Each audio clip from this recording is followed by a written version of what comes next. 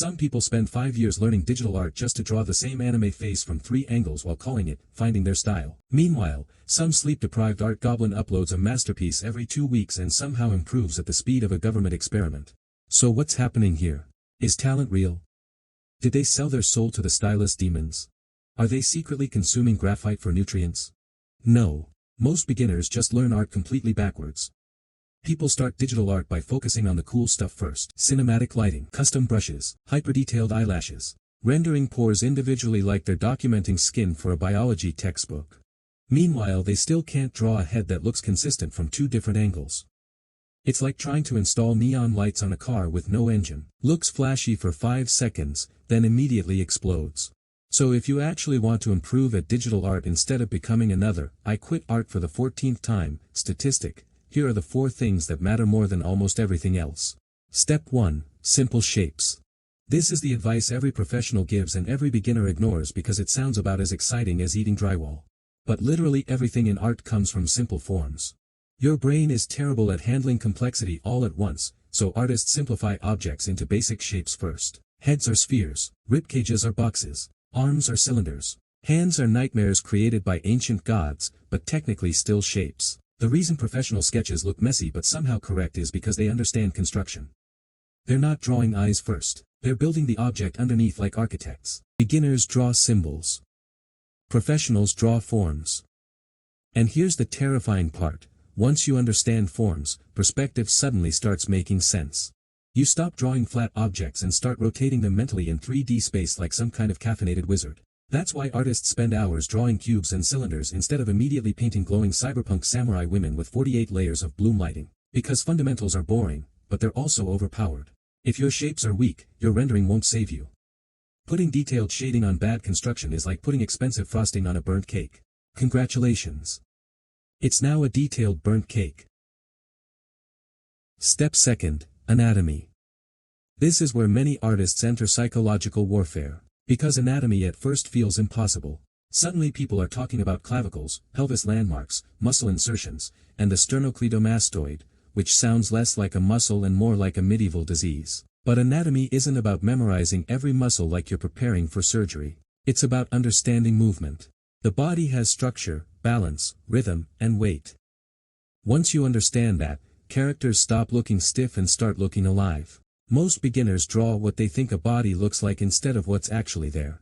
So arms become noodles. Torsos become rectangles.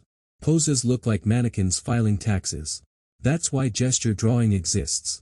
Gesture teaches movement first, detail second. Because humans notice energy before detail. A rough sketch with strong movement feels more alive than a polished drawing with the emotional range of office furniture.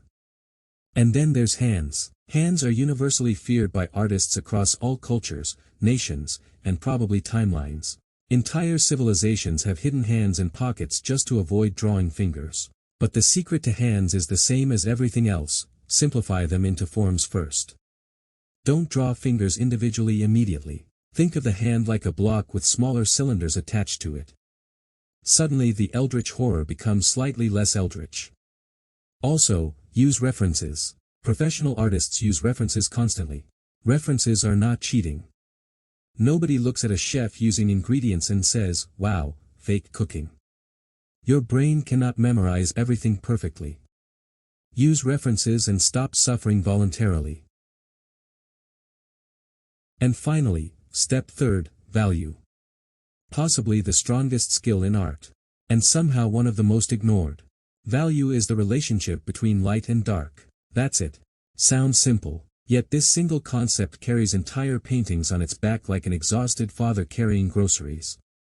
Bad values instantly destroy artwork. You can have amazing anatomy, incredible rendering, beautiful colors, but if your values are weak, the image falls apart immediately.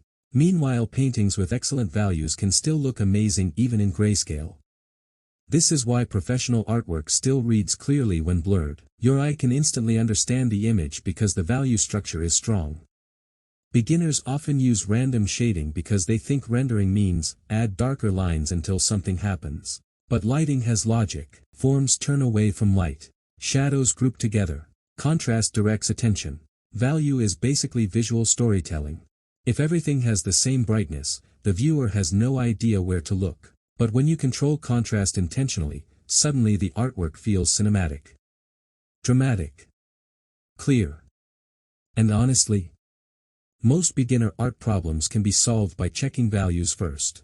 Flip your canvas grayscale and you'll immediately witness horrors beyond human comprehension. So yeah, simple shapes, effort, anatomy, value. That's the foundation behind almost every insanely good digital artist you've ever seen online. The brushes help. The effects help. The style helps. But fundamentals are doing 90% of the heavy lifting while the fancy rendering gets all the credit like a group project parasite. And the weirdest part, once you stop obsessing over shortcuts and actually focus on fundamentals, art becomes way more fun. Because now instead of randomly guessing, you understand why things work. Which means eventually, one day, after enough terrible sketches, emotional damage, and caffeine consumption, you'll open an old drawing from 2 years ago and physically recoil from its existence. And weirdly enough, that's how you know you improved.